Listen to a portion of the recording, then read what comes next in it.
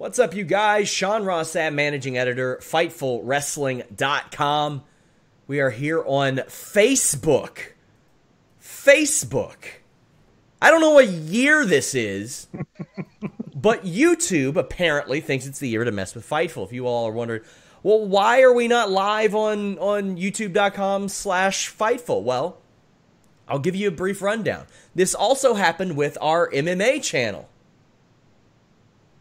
YouTube has flagged our channel as using copyrighted material for podcasts that have not begun yet. This is the second time they did it. They disabled live streaming from our MMA channel too, saying that DAZN and WWE flagged us for copyrighted material. Now, I know that DAZN didn't because I've spoken with DAZN several times over the past month. I would assume that given the circumstances, WWE also didn't, because other channels have not had a problem going live on YouTube. But it has affected us on both channels. I've gotten the runaround from YouTube. They blamed DAZN. I'm sure they're going to blame WWE. I've submitted counter notifications, all the like. I don't know how you guys can do super chats on here if you guys are asking. But let me tell you, this does affect Fightful significantly. That's like the amount we make on live streams is about the amount that we make or that we pay a writer per month, a full-time writer. So if you guys want to support Fightful.com, the best thing you can possibly do right now is go subscribe to FightfulSelect.com. We have a bunch of bonus podcasts there. We have 24 more podcasts there a month. I'm breaking news there all the time. That's the most direct way that you can support us because YouTube is just being ridiculous. Just being ridiculous. And it is almost certainly automated situations. Almost certainly. Because I get the most robotic responses ever. And we're going to keep you guys updated on this. The content will continue at youtube.com/Fightful. These podcasts will be posted after the fact. But honestly, super chats are a big part of what helps out Fightful financially. So, like I said, subscribe to FightfulSelect.com. It really supports our work and what we do. So, and also, if you all want to let YouTube know what's going on, at YT Creators and at Team YouTube, or comment in the thread. When you subscribe to FightfulSelect.com, you get 2 shows a week from this man, Alex Palowski, who is the second most angry person on Fightful this week. Yeah, I was gonna say, Sean, you're in danger of stealing my gimmick, but I'll give it to you tonight. I understand. I mean, in the 3 years we've worked together, have you ever seen me angry? No, well, certainly not this angry. And usually it's more like miffed, peeved, a little put out. Tonight, you are angry, my friend, and with good cause. This is about as bad as it gets for me. This is about as angry as I get. I don't really yell. I don't scream. Like, I'll rant on podcasts and stuff. But my God, it's for the sake of reviewing entertainment television. I'll tell you a guy who gets mad all the time, Mr. Warren Hayes. Just a livid creature, that guy. Grr, yes, Sean. For real, though, I mean, if I can throw in my 2 cents, the YouTube stuff has been ridiculous for a lot of content creators for about 18 months to 2 years at this point. And Sean is entirely right. If you do like what Fightful does and you want to support, really the best way is to go direct to the source, as opposed to hoping that platforms like YouTube are shutting down on creators who are becoming more stringent with their copyright automation. They're putting a lot of people in danger. They're putting Fightful in danger. So, you know, there are alternatives that exist out there to make sure that everyone continues to do what they do. So support on Select is really the best way to go about doing it. I do see your all's live chats on Facebook. We do not have a way to donate there. Like I said, FightfulSelect.com. Help Fightful out. But we did have Survivor Series tonight. This is after War Games last night. Now, originally this show was supposed to be myself and Warren. But Alex, you messaged me, and you begged, you pleaded to get on this show. I did. I just didn't want to stay up late and do my own sour grap, so I had to give my takes here tonight somehow. And honestly, the show was very good, and I wanted to talk about the things that I loved and the things that I did not love. So I'm here. Do I understand that you begged to be on here because you wanted to get to bed early, Alex? Is that what my daughter has been up at the craziest hours of the night. I had to rock her back to sleep at 4 a.m, and then I didn't get to sleep for the rest of the day. So I'm ready to go to bed. So one of the stories that we broke on FightfulSelect.com, a tag team battle royal. It was absolutely there, guys. It existed. That occurred. It certainly did. This is the best they could do for some of these guys. Oh, man. So, Forgotten Sons are out first. Lucha House Party's next. Rude tackles Eichner out, so Imperium's gone. Revival get double drop kicked out by the Street Profits. And, Ziggler and Rude needed this win real bad, guys. They needed it so bad. They're the hot new act. It's really going to help them in the eyes of the fans. After they beat 6 teams in a row in that gauntlet, this is what they needed to make sure they were the Road Warriors of the future. This is stupid. Street Profits should have won this. Yep. But Warren, any brief thoughts on this match? If only this Imperium, who are a tag team that I love, Aichner and Bartel, I adore them. They are supposed to be the guys who respect the profession of professional wrestling, the mat professionals.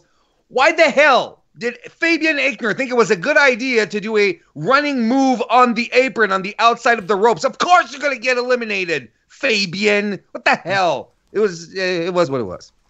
I thought Street Profits should have taken the win. They were definitely the crowd favorites at that point. I'm so not into Rude Steady and Beebalf, the henchmen of Baron Corbin. I'm not into it. But fine, they won. Good for them. I think the reason they did this was so that SmackDown would have a third or a second victory on the night or whatever. So they were better than Raw. Because if Street Profits had won, then they would have had two. And SmackDown would have had one. And it would have been chaos. Chaos. Well, that match did happen. Also, NXT Cruiserweight Championship. Lio Rush defended against Raw's Akira Tozawa and SmackDown's Kalisto. I kind of dug this, although I wasn't sure what would happen if Kalisto or Tozawa went. Would they go to NXT, Alex? I think there's no reason why that couldn't happen. They're all under the same umbrella. Even if say Tozawa won, they're not really using him much on Raw anyway. He had a great match versus Buddy Murphy, but you're not really using him all. He's not on a storyline, so let him go to NXT for a month, defend the Cruiserweight Championship twice. He loses it and he goes back to Raw. Why not? Warren, what'd you think of this match? I thought this was pretty good. I wouldn't even consider it 205 Live quality. It was a little abrupt, but pretty good showing. I thought it was great. I found again that Akira Tozawa was hungry. I found he showed a good level of motivation going into it, like his match earlier this week or last Monday on Raw, where he made the absolute most of the time that they gave him. I think it was a bit the same thing here as well. Yeah, it was a little rushed. You could feel that all the guys were ready to go forward into more stuff. I like the double Spanish fly off the top rope. Aside from that, sure, great pre-show match. Yeah, I thought this was fine. It was a pleasant surprise if this was added to the show, I thought. Yeah. Tozawa hit Kalisto with a Salida del Sol, or helped Kalisto hit the Salida del Sol. Leo almost got pinned, but Kalisto broke that up, and Leo won with the final hour on Kalisto right after Tozawa got hit with an SDS. This was a sprint, as I thought it should have been, and a good way to get NXT up one, an easy way to get them up one. I thought this was fine. Alex, anything else on this? Yeah, I really liked it. I would have loved if they had promoted this in any way. If they had done any kind of advance notice on, hey, now that the draft has happened, we have several guys under the 205 limit on every brand. One of them from each, you could have run a Tozawa versus, I don't know, somebody on Raw, and Tozawa wins, and he gets this match. You have Kalisto against somebody on SmackDown, he wins that match. They do this. Even if each match is 5 minutes long, do a reason why each of these guys was selected for this match, but I did like the match in itself. We had a tag team champions showcase. The Viking Raiders of Raw defeated the Undisputed Era and New Day. Weird to see any of these guys on the kickoff show because they're all over. And it's like Kofi Kingston's world title reign never happened. It really feels like it never happened. So, like the action is really up until the last match of the show. The action's very fast. Eric suplexes Fish into O'Reilly, and Warren, my favorite thing about that was that counted as a legal tag. Yeah. Like, Eric just threw Fish into O'Reilly, and the ref's like, there you go, you're in. I love that. That was brilliant. Yeah, sorry, go ahead. That was really good. No, it was really good, and it's fun that you just have these moments where everyone seems to be paying attention and everything is okay. I like it. It makes sense. You sort of roll with it. It was good. We have Ivar drilling Big E with a spin kick, and then Big E suplexes Undisputed Era all over the place. We see that New Day super mushroom stomp, but the pin gets broken up. Then a German suplex and a springboard clothesline gets Big E from the Viking Raiders. And I thought Ivar was hurt here, Alex. I was worried. I had my eye on him. He kind of fell down after another spot, and I was worried. But they got the Viking experience on Undisputed Era and won. Yes, I really, really enjoyed this match. This was low-key one of the top matches for me of the night. Sure. I mean, it cannot be said enough. Undisputed Era going through that war, literally, last night, coming back and all of them showing out tonight. Two out of the three acts winning. But O'Reilly and Fish, they look so good up against these much bigger dudes. There were a couple of spots that really made me wince. Kofi hitting a Trouble in Paradise, a missing one, and hitting the ring post made me make this face for a minute straight. Like that. I hate if you walk into if I walk into like the coffee table and bang my shin, I complain about it for hours. Like it really hurts to do that into the ring post. Woof. That was crazy, but I did love this. I think Viking Raiders deserve they a win helps them the most of these three teams. New Day's bulletproof, but I would like Kofi Kingston to at least be referenced as a 6-month champion and not sloughed off like a 6-second loser. I agree. Warren, any thoughts on this one? The YOLO spear that Big E gave to Eric off the apron was frightening. It was just the YOLO spear. The YOLO dives are crazy. The spear was fantastic. And man, Kyle O'Reilly again tonight. He's just so good. He and Fish, but O'Reilly is special, man. He's the swagger that he has, that little attitude, the facial expressions. He's so much fun to watch. He at the point where he hits an axe kick followed by a back fist, and then the Fish hits a Northern Light suplex right after. Oh, it was all so good. A great, great, great match. And they had a lot of time, too. I don't know what it clocked in on, but it was a lot of time given. It was fun. Team NXT defeated Raw and SmackDown in the Women's Survivor Series match. And Rhea Ripley's big push continue. I think Candice LeRae, and Io Shirai survived. And if they would have made a little bit more sense of this, I would have been blown away by this match. But they overbooked this very badly. Warren, I see you nodding along. Please sound off. That is my main gripe with this match. You took the words right out of my mouth. If there hadn't been first and foremost, when Io and Candice got knocked out and then the staff came around them and escorted them backstage, I'm like, what are these, porcelain dolls? Why are they being escorted away? Oh, but Warren, see, this is my trolls. This is how they sound like. Warren, but they were in War Games the night before, so of course they're not 100%. Well, the minute that Adam Cole in his match, the minute he gets toe-paid, well, he better be unable to continue as well. You know what I mean? This made no sense. From that point on, I was like, this doesn't make sense. The animosity that existed between Charlotte and Asuka during the match just added a layer of confusion that was unnecessary as well. And then Candice and Io come back. And I had the same questions. Are they still Are they still in the match? Are they eliminated? What is going on? And then on top of that, like the cherry on top, Io and Candice hate each other. Yep. They don't like each other. So not only do they come back, but they come back working as a unit, and they work, they pull heel tactics so Rhea can win over Charlotte. None of this made sense. It was overbooked and ridiculous. And it's a shame because the action in and about itself was good. Everyone worked really well. But the story they told was all over the place.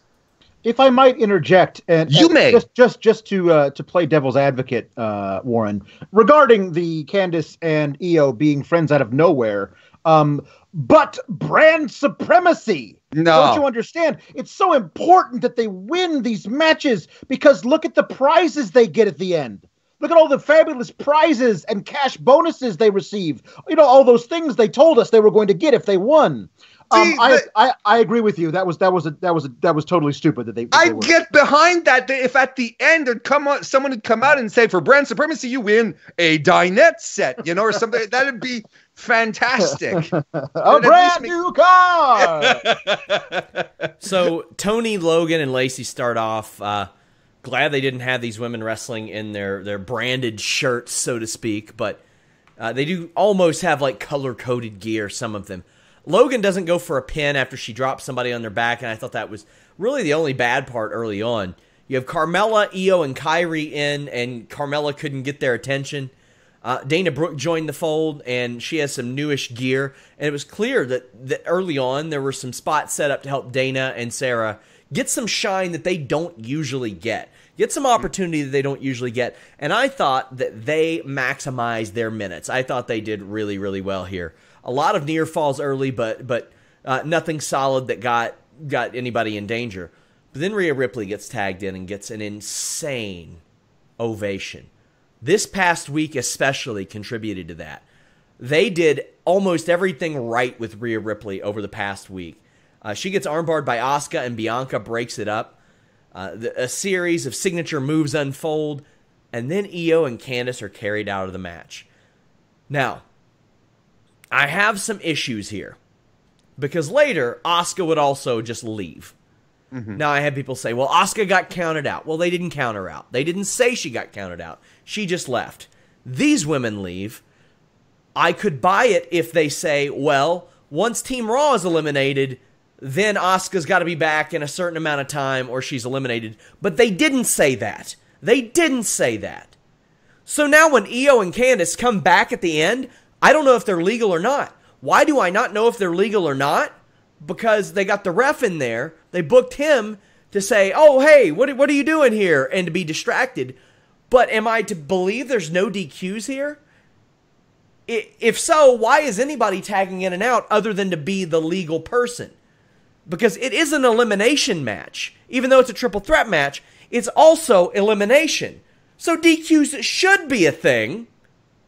Because you aren't counting out a whole team. You're not making the deciding factor. You're eliminating person by person by person. Whoever agented this, whoever decided this, needs to establish this. They need to communicate with producers and commentators and explain things. As convoluted as the rules may be, it's more convoluted when you do not explain it. Now, I know there are going to be people that say, no, just accept it. Just accept it. That's not what we do here. Wrong podcast, guys. Sorry, not us. That really, it stuck in my craw, Alex. Yeah, no, I totally agree with you. I'm willing to accept all those things that you said. That Asuka, not being the legal person in the match, when she leaves, she's not counted out. But when Team Raw is fully eliminated, they're not fully eliminated because Asuka's never been eliminated. So if they communicated that to the announcers, they could say, Asuka has to get back in here within half a minute or Raw is fully out. They could have said that, but they didn't. The other thing about why I thought it was so egregious that Candice and Io were eliminated when they were is because I literally cannot remember the moves that they took that knocked them out. They were signature moves, but I don't know who did what to whom. It was all back and forth. Like if each of them had taken like big like tandem tag team moves, where like 3 girls had lifted them up and slammed them down, I'd be like, okay, that looks like it would have hurt, especially after last night. But just taking a natural selection doesn't knock somebody out knock them out for the count. You got to help them to the back, especially because all of the men who were in War Games last night made it through all their matches fine. It looks like you're treating the women with an extra layer of fragility that they certainly don't have after last night. Well, I mean, there were like 20 people in the War Games matches. Not everybody is going to have like the same experience in there. Different people get hurt different ways and all that stuff. I would have been more forgiving if it had been one of them who had taken a lot of punch. Like Candice was in there basically 4-on-2 for the entire time. If she had been the one to take it and been taken out, fine. But her and Io at the same time seemed suspect. That's all.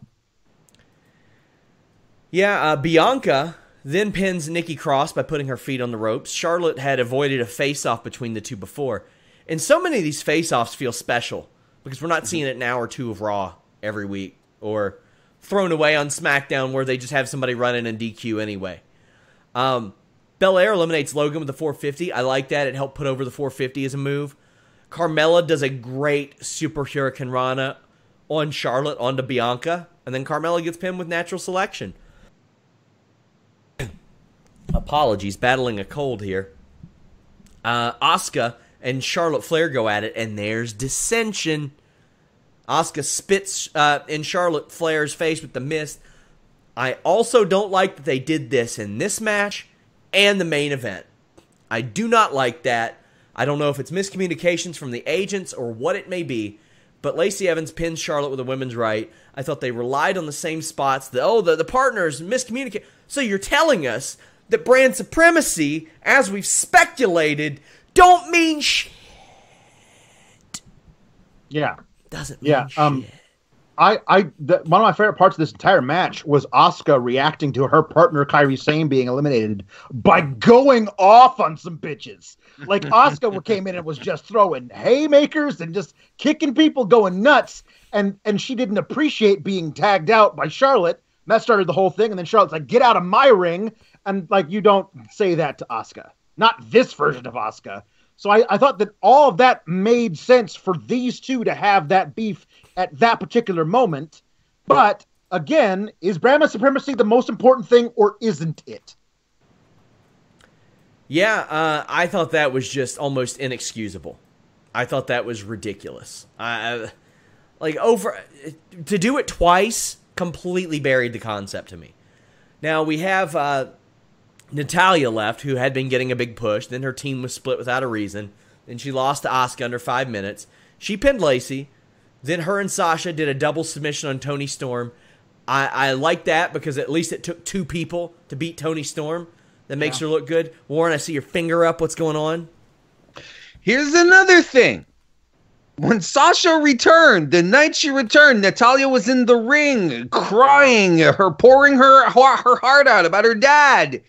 Sasha comes out and she blindsides her. She humiliates her in the ring. Now, they were both on opposing teams. They weren't forced to work together for brand supremacy. So why the hell would Natalya even consider being allied or teaming up with Sasha when we're not even 2 months in now since Sasha's return, or we're about to. Why would she be okay with it? Why would she be sure, okay, let's do something? It has to still be on her mind. There's the history is still too fresh for her to just be like, yeah, let's take out this NXT lady together, you and I. No. That doesn't jive for me at all. And there's no excuse for brand supremacy here. There absolutely is not. And then Natalya gets eliminated by Sasha. Well, that's on her. Yeah. It would have made more sense if Natalya had been the one to turn on Sasha. Yeah. I mean, ultimately, I don't forgive you for what you did. Yeah. Natalya just comes across as a moron here, ultimately. Just a moron. And that's not good. Ripley takes a Meteora as well and safely as anybody. It's fantastic. The way that I compared it on Friday was, it's like Sasha has magnets in her shins and Rhea has them on her shoulders. It's like It's like they're the Megazord attaching to one another. It's phenomenal. A hanging cloverleaf from Ripley is turned into a bank statement, but then Candice and Io come out and help Ripley, and Ripley gets the win. A big week for her. They made some people this week, and I'll give WWE a lot of credit for that. They made some people. The overbooking of this match took this from what I thought could have been a really awesome match to it's just like, okay, all you need to know is that Rhea won. Yeah. I mean, unfortunately, I thought that one of the stories could have been, well, let's just see Sasha and Rhea Ripley go for like 8 minutes to close this thing out. They overbooked it with the other women coming back, who I guess weren't injured after all. Whatever. But Rhea Ripley being pushed the way that she is, it's amazing. She turned 23 6 weeks ago. Here's how young she is regarding all in reference to all the other women. Like Sasha's 27, Bayley's 30, Becky's 32, Ronda's 32, Sasha's 33. But if Rhea's still wrestling for WWE in WrestleMania 50, she will be at that time 2 years younger than Shayna Baszler is right now. That's how young she is. And who knows how long she wants to do it. Numbers! She's got an incredible long insane. career. Mid-title showcase match. Roderick Strong defeated Nakamura and AJ Styles. I was a little bit surprised by this one. Zayn dancing in the strobe lights was nice, funny. Strike heavy, very good at that. Styles hit some of his signature moves, but you're talking about 3 really decorated people. Like, one of the more decorated people in ROH history, one of the most in New Japan, and then one of the most in TNA in a WWE ring. There's a very dangerous, like, doomsday kick spot where Nakamura lands on Strong's knee, and these wrestlers are getting really good at making me think that they've torn some shit. Yeah. I'll tell you that much. Strong plays possum and cracks Nakamura with a knee after Zayn attacked AJ. You get some CM Punk chants briefly, not what I'd expect from this match, but Styles jumps over Strong to hit a phenomenal forearm on Nakamura. Nakamura suplexed Roddy right onto Styles' face, but Styles breaks up the pin. Phenomenal forearm on Nakamura, and Roderick Strong steals the pin, and NXT is up 3-1, Alex. I really like this match. I think I love Roddy Strong as dorky, try-hard wrestling technician from hell. I love this character that he's created of, oh, watch out, you're gonna get it. Like he's just a total dork, but he's an incredible ring technician. I thought this match wasn't as great as a lot of people thought it was going to be, but it was still a very good showcase of each of the 3 guys. And I'm very happy that Roddy won. I think that really the whole pushing of NXT through this entire month, and especially tonight. I mean, maybe it's for a cynical reason to try and make them seem legit, so everyone has to go over and watch stuff on Wednesday.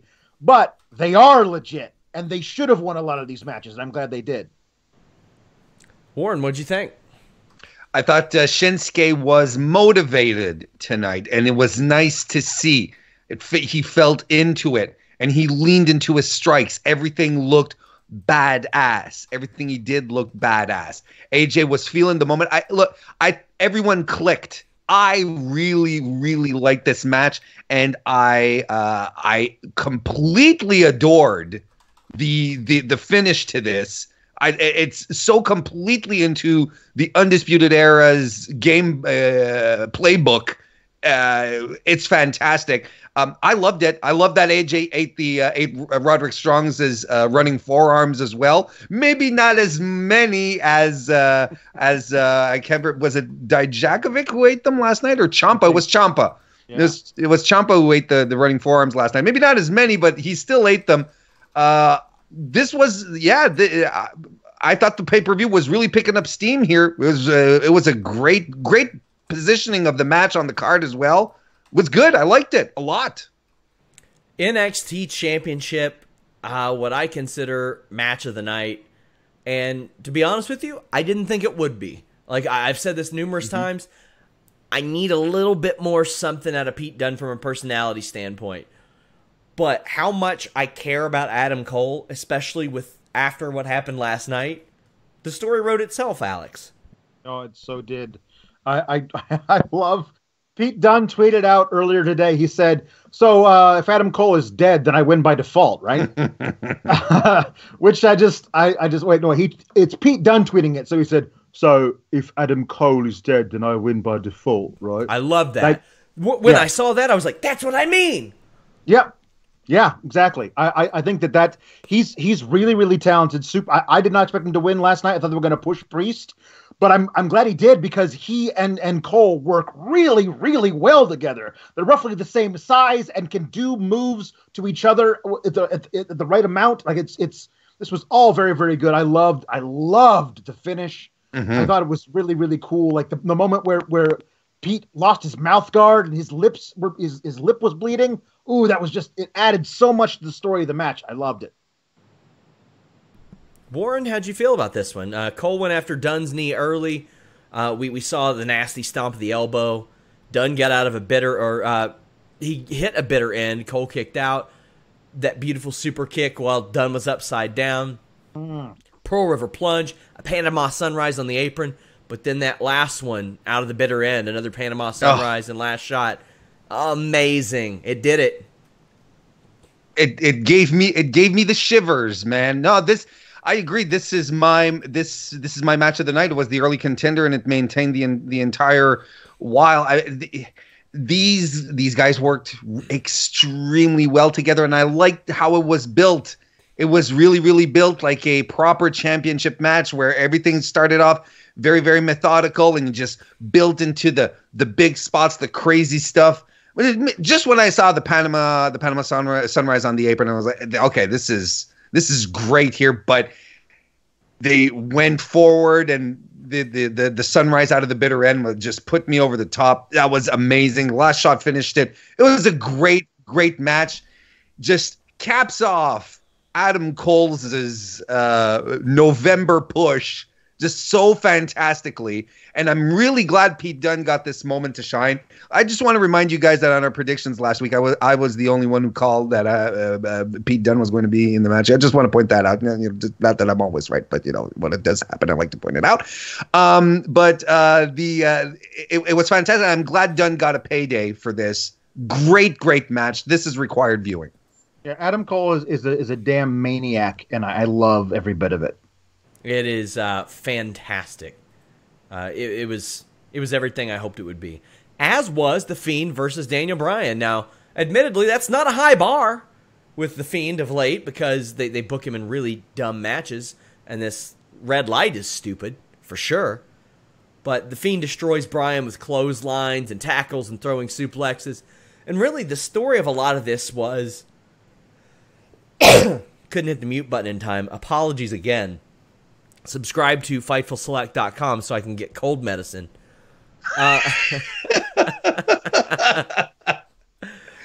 But a lot of this was The Fiend almost like warning Daniel Bryan not to go back to the yes chants and that type of behavior. And Bryan had to kind of resort to it. He did that dive off the top, gets some great offense and beats the brakes off of Bray, does a knee off the apron, hits his flying knee, and The Fiend kicks out. And then as Bryan goes for another one, Fiend catches him with a mandible claw midair. This is probably the best Fiend match I've seen so far, Warren. Yeah, well, that's not saying much, but it feels like right now, while not as egregious as the 70 million stomps that Seth Rollins needed to deliver to try and keep The Fiend down, The Fiend was still... Daniel Bryan was unable to keep The Fiend down despite repeatedly hitting him with missile drop kicks, despite repeatedly yes-kicking him. The one thing that I don't necessarily want to see out of all these matches moving forward is nothing can put The Fiend down, because we already kind of have that with Brock, and Brock is not supernatural. And he's not being tested by USADA right now, so I think he is. But yeah, Lord help us if he finds stem cells like Ray did. That's the thing, is like I don't know if this is what I want honestly, moving forward, because it's too much of it's a trap that WWE creative can fall into. It's like, oh, well, let's just have Roman Reigns spear him 7 times. And it just devalues and cheapens everything. And the match was fine. It told a good story, but you can't help but think that the title is unnecessary in this circumstance, and you can't help but wish that the Fiend was more of a predator as opposed to the King of the Hill, where everyone is going to challenge him. He should be popping out of nowhere and taking dudes down and ambushing them, as opposed to receiving challenges because he's champion or having to defend a title. He should just be popping out of nowhere and saying, you know what, you're my next victim, with a big smile, and then come after him and destroy him in the ring. Alex? Yeah, this makes me depressed because I was a huge backer of the Fiend since the beginning, and like at one point in the match I was like, I have to pee, and I got up and went to pee, and I was like, I'm not going to miss anything because it's just going to be. What did you think you were going to get out of the Fiend character, like him crushing everybody? No, but like at this point, what they've done with him is they've sent him down a path that I don't know where you go, because you can't keep him down. He beats everybody. This Daniel Bryan feud came out of kind of nowhere. He was just like, I'm going to attack you backstage. We're talking to Sami Zayn, and then we're going to have a match. And then what? Like, there was no build to him. Like, did this awesome thing where Daniel Bryan was having a match with The Miz, and The Miz was slumped in the corner, and the lights went out. And they came back up, and the Fiend was in the exact same spot, in the exact same posture as The Miz. Like, he replaced The Miz. And then tonight, The Miz just sidles up to Daniel Bryan in the locker room and says, hey, by the way, I'm wearing a nice suit now. Like, what happened to you, dude? You disappeared. And I thought you had been bamfed to, like, the Firefly Funhouse. Maybe we're going to show up as, like, a puppet or something. Nope. No, it's just a guy in a mask who doesn't get pinned. I mean, that's not special. And I wanted the Fiend to be really special, and this wasn't special. I agree. It's the best Fiend match we've seen, but that is a dramatically low bar. I thought the reactions to this match were very special. Daniel Bryan was over. The Fiend was over. Sure, yes. I mean, and that's ultimately what they're doing. Survivor Series match, and a very good one. Team SmackDown defeated NXT and Raw. The crowd loves Walter for all what's not to love? 3 minutes that he's there, guys. Maybe even less. I'm going to check the time on this. Oh, man, they don't have the times up yet. What? Now, let's keep our ranting a little limited here, but Warren, what? This is tone deaf. Yeah, yes it is. I don't think WWE fully realizes what they have, how special Walter is, and what they have. Maybe they did tonight. Maybe once he was in the ring and he got the reactions that he did, and the way he took a beating, and the way he beat people up, because he and Drew smacked the shit out of each other in the ring. And it was great, but I was shocked that he was tossed out that early, but it wouldn't be the only shocker of the evening, let's put it that way. But maybe this will just open up some people's eyes here, because Walter's special. People like him. He's a badass, and he can go at the same time. So really, it's a strange decision. Gable and Matt Riddle start chain wrestling. That was fun. That was great. Mm-hmm. Owens pinned Gable with a frog splash. Then Ciampa DDTs Owens and pins him. So my thing, the use of Kevin Owens over the last 2 days is incredibly confusing to me, Alex. It is. Largely undermines the concept of the brand split, of the draft, of brand supremacy. Owens did as good as he could explaining that he loved NXT, but, like, how is that allowed, quote unquote? Right. No, and it shouldn't be. And the idea that, like, I just joined up with Ciampa and Keith Lee and Dijak because I was so mad at Undisputed Era. Undisputed Era for attacking me in a thing that we all saw but was not called attention to, and Owens didn't have like afterwards like how like I hate those guys. Why'd they do that to me? Like there was no reason. We didn't get any of that. So when he showed up last night, we had just as much thought and reason to believe that he had taken up Triple H on his invitation to come to NXT. He was wearing his old duct-taped KO shirt with NXT on the back. Like, if you didn't think at that moment KO has gone to NXT, like, that's certainly a possibility at least. And then tonight, to have that thing with Seth Rollins where we thought maybe there was going to be dissension, maybe he was going to turn on Raw in the match and join NXT tonight. No, he just gets pinned after being in the match for a minute. Like, what? Now, fellas, you know I like things. You know, most of the time we agree on this stuff, but I don't agree. I'm not with you on this one. I think everything made sense to me. It doesn't take much to make things make sense. He got attacked on Monday. Yeah, Triple H was making them an offer. He got blindsided out of nowhere. And I like the fact that they didn't underscore it with big screams and highlighters, because that's something that we like that we critique sometimes. Like, you don't have to slam everything down our throats, WWE, to understand. We saw Triple H and Adam Cole have a bit of dissent in the ring, and we're like, this is interesting. Leads into TakeOver. Well, even to Friday night on SmackDown, Kevin Owens was nowhere to be found, but fighting for the Raw side.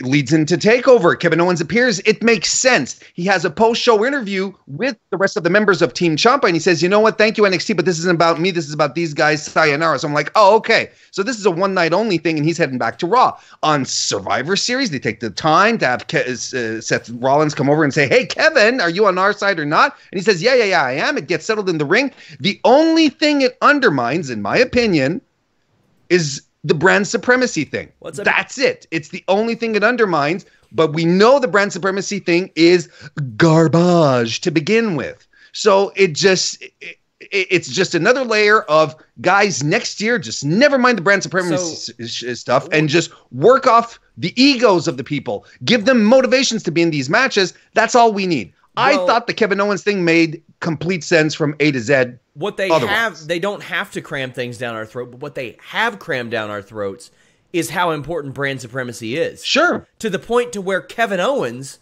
wanted to be on Team Raw. So if you want to really develop something, I don't see why they wouldn't have somebody like Seth say, listen, I don't trust you. I'm the captain. I'm pulling you from the team. And then replace him with somebody else. This at least gives Kevin Owens some motivation for tomorrow, for the week after, whether it's Seth, whether it's the person that replaced him, or the person that replaced him can lobby for that. Because otherwise, you're going to have him show up and like he worked in the ring a minute and a half and then poof, gone. Okay. For all the brand supremacy. Ah, fuck. Well, that's what I said. The only thing it undermines is the brand supremacy stuff that we already know is garbage. Which has been everything for the past month. Sure. But it's still garbage. What bothers me. Yeah. Apologies again. We see an RKO on Ciampa and Priest. Priest gets pinned. He takes that better than any big man has ever taken it. Riddle rolls up Randy Orton and pins him, but Orton gets pissy and RKOs him. I love Corbin mopping up pins, and he caught Ricochet with an unbelievable end of days. Just great, the most protected finish in the business. McIntyre hit a Claymore on Braun outside the ring. I thought that was a great way to get him out. Keith Lee and Braun run into one another, mow each other down. Then McIntyre says, you know what? I'm going to take this opportunity to get him counted out. That was brilliant. It was heelish. It was good. So was that assisted facebuster from Ali and Seth Rollins, where he's launched up in the air. But Corbin argues with Ali and gets him stomped and beaten. So Corbin undermines the entire team. So you know we're getting the Reigns feud. You know we're getting an Ali match. But honestly, I think Ali versus Corbin is going to be very good. Rollins does his suicide shove. Reigns spears Drew, and he gone. He spears Corbin, and Ciampa pins him, and then it's down to Rollins and Reigns teaming up on Keith Lee and Ciampa. Well, Keith Lee stops a Shield power bomb. Ciampa gets in there and does a power bomb backbreaker to Rollins. Eats a stump, and he's out. And Keith Lee wouldn't have thought he'd be the last one in, but they really helped establish him here. They really helped make him here, and I'll tell you how. Lee kicks out of the 2 Superman punches, but that's after he beat Seth Rollins, one of the top protected guys, with a Death Valley jackhammer. Big time. I don't even mind that Reigns beat him, because Reigns, maybe the best 2.9 kick out in the business's history, ate that last ride, folded up, and barely got out of it. And after he won, he fist bumps Keith Lee. Alex, I thought they did a lot for Keith Lee here. And I don't have a problem with Roman Reigns winning, because he, quite frankly, he's not had anything good creative in a long time, and he's very good. What do you think of all this? Well, him not having anything good creatively in a long time is a reason for him not to win this. Like, there's no story they're pushing besides Baron Corbin makes fun of how my nickname is a dog. Like, that's the only thing they've got going for him right now. I'd like him to be in part of something else. Some of the things that I loved a lot of this, and you're right. The way that they got rid of Strowman was dead on the money. I loved the way Keith Lee showed out. That Spirit Bomb was the biggest damn power bomb I've ever seen in my life. That was crazy. Him going over Seth Rollins, huge. All of that. I just wish we could have gotten one flippy-dippy face-off between Mustafa Ali and Ricochet. Just one. Where they do the thing, where they do the spinning the back thing, and they land like superheroes, and then they can get kicked in the face and knocked out. But, like, you could have done something between the 2 most athletic guys on your roster who never get to have a match together. Like, that's what these matches are for. We'll probably have an Ali versus Corbin thing, but I feel like they're definitely moving toward Ali and Reigns and Corbin, so it's like Corbin is kind of like the only heel on SmackDown, so he's got to face everybody. But overall, the match had a lot of great stuff to it, and the fact that they pushed Keith Lee so hard is a really big deal, because he's great.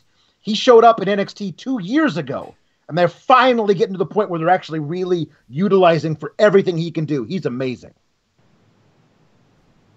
Warren, your thoughts? I loved this match. I preferred it to many other to the men's Survivor Series matches from last year. I thought this was great. And look at what happened here tonight. We're talking about Keith Lee, but Tommaso Ciampa was also further established as a real bona fide star. Matt Riddle had that. Are you kidding me? The fantastic moment he had with Randy Orton. It was outstanding. It was electric. It was great. Even Walter, the time he was there, they took the time to establish him, because he was whooping dudes. He was taking.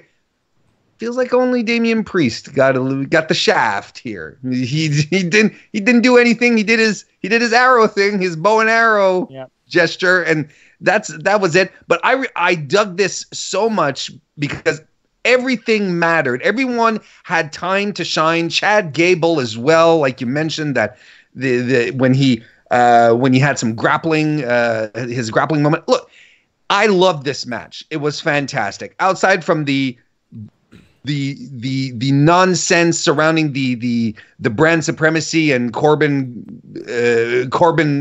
deflating his team, essentially, I thought this was great. I really, really thought this was a fantastic match. Well, quick mention, I wanted to say that if Goldberg is too much of a Percy to accept Matt Riddle's challenge, Randy Orton versus Matt Riddle is right there and serves the same purpose. Sure. And now they've got a reason to do it based on tonight, if they want to.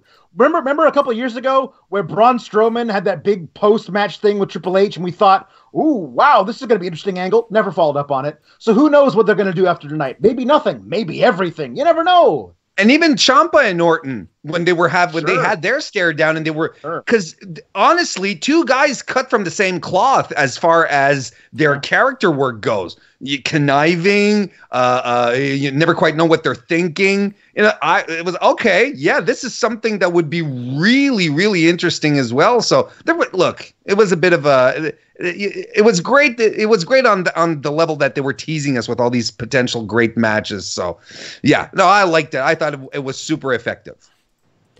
Brock Lesnar defeated Rey Mysterio.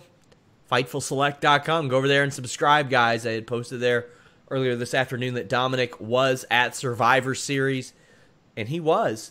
Mysterio grabs a pipe, but it's no good. He gets suplexed all around ringside. Lesnar takes the top of the table and stomps it under Rey. He jumped. It was great. He suplexed Mysterio onto a pipe, too. And Dominic comes out, and it looks like he threw in the towel, or is ready to throw in the towel for Rey. But instead, he and Rey beat the shit out of Lesnar with chairs and weapons.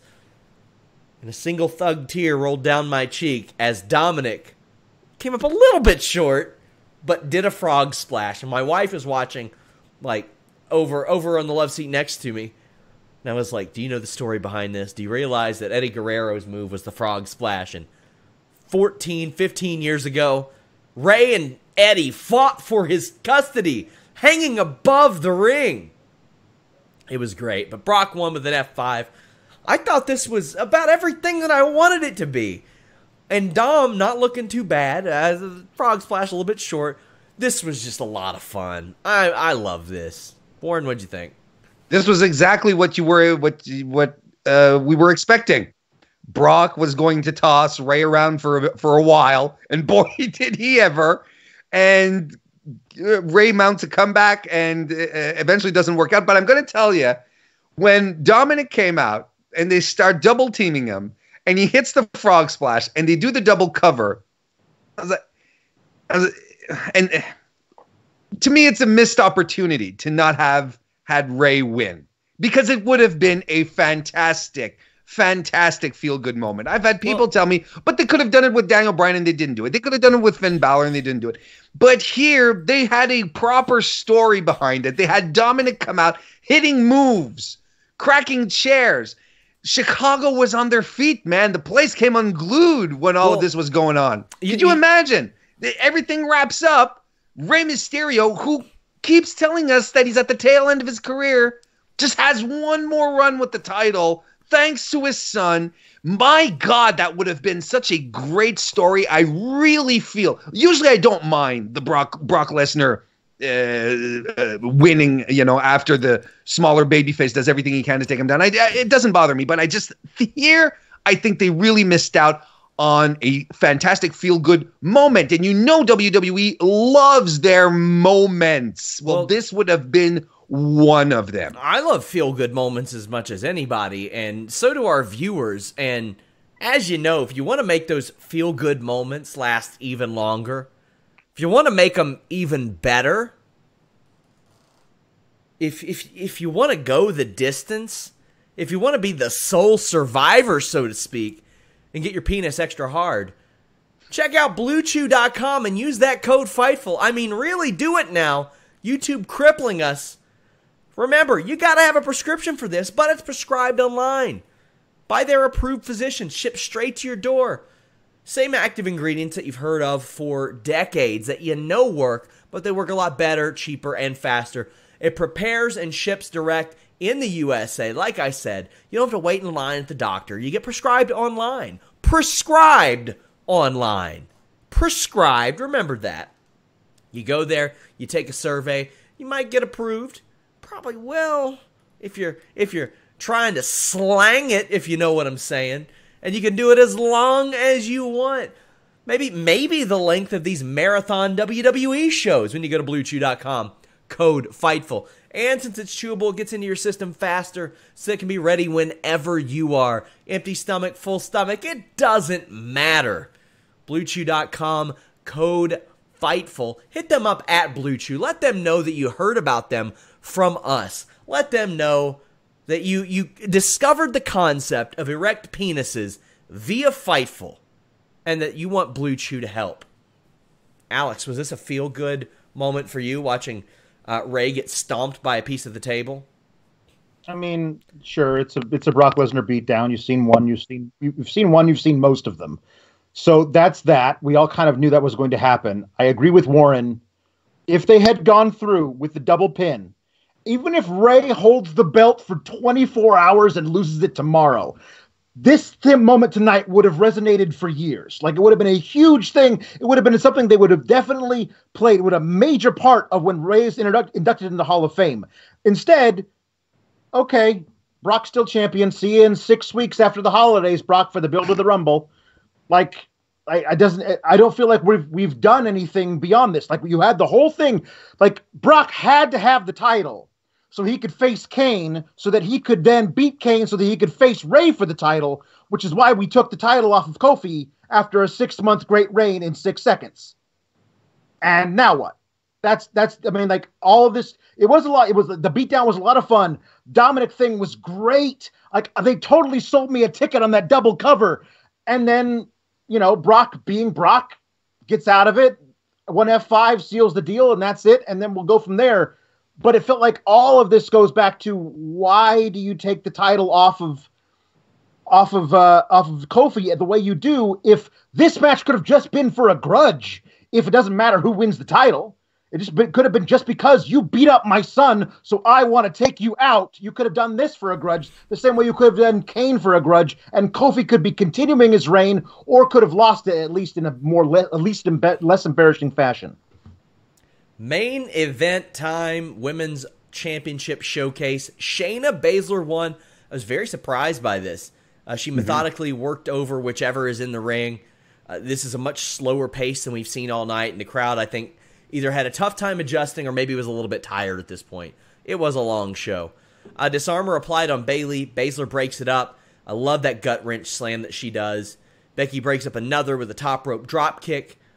And Bayley's running on the apron to take out Becky, but gets caught in a Kirifuda clutch.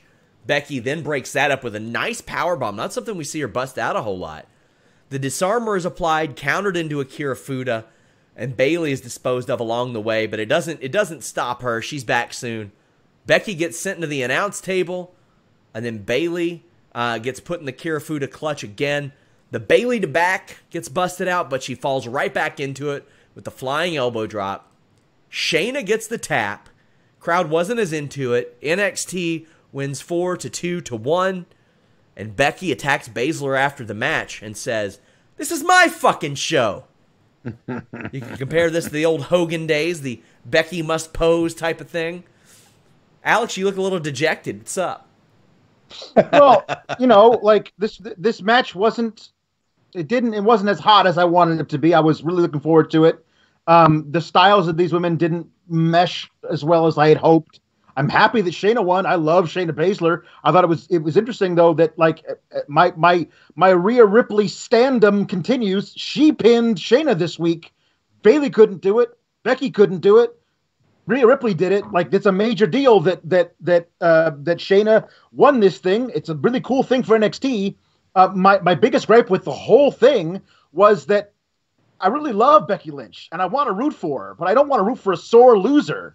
Like, she lost. She wasn't involved in the finish of the match, but she lost. And then to attack Shayna just because Shayna was celebrating her well-fought victory, that seems like a kind of a crappy thing to do. And I didn't like that. She's been like that for a while though. I know, but I mean, you can be like tough and a badass bitch, but not be a sore loser. Like, sore losers suck. I mean, that was what launched the genesis of this, though, was at SummerSlam, her doing this very thing to Charlotte in 2018. Warren, what did you think of this one? It was rough. I felt that for a substantial part of the opening quarter of the match, or the first third, let's say that, there were some miscues. Everyone felt a couple of paces behind. There was a moment where I think, Becky her timing was a little off, keeping Shayna Baszler from attacking Bayley in the corner. So Shayna actually she was rushing the corner and she started to slow down. It just didn't click. It didn't click.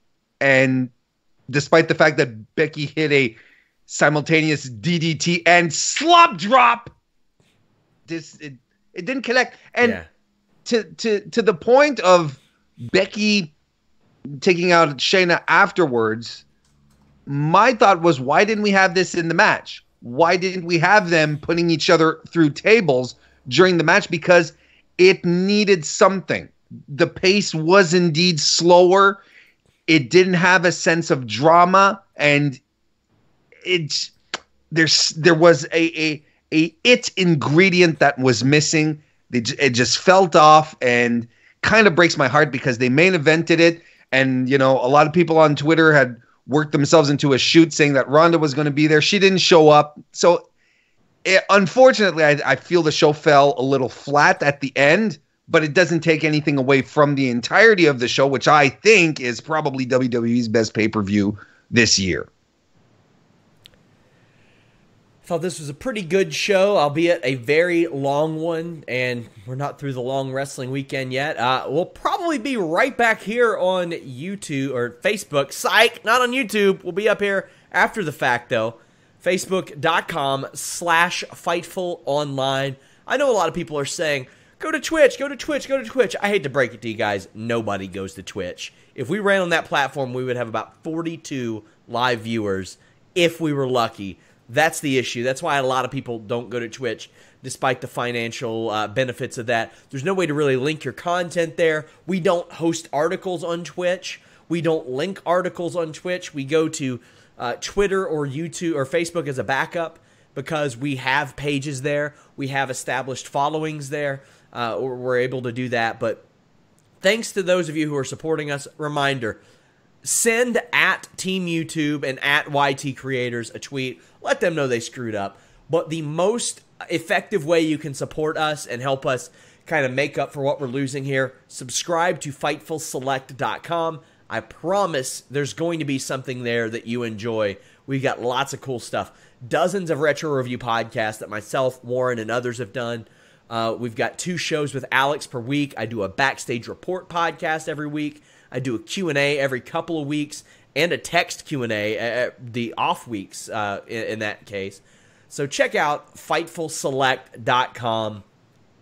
If you're watching this on YouTube after the fact, leave a thumbs up and subscribe, I guess. Maybe we'll have a channel next week. I don't know. I'm dejected. I'm disappointed. I've went from mad to disappointed, and that's worse. Until next time, we're out.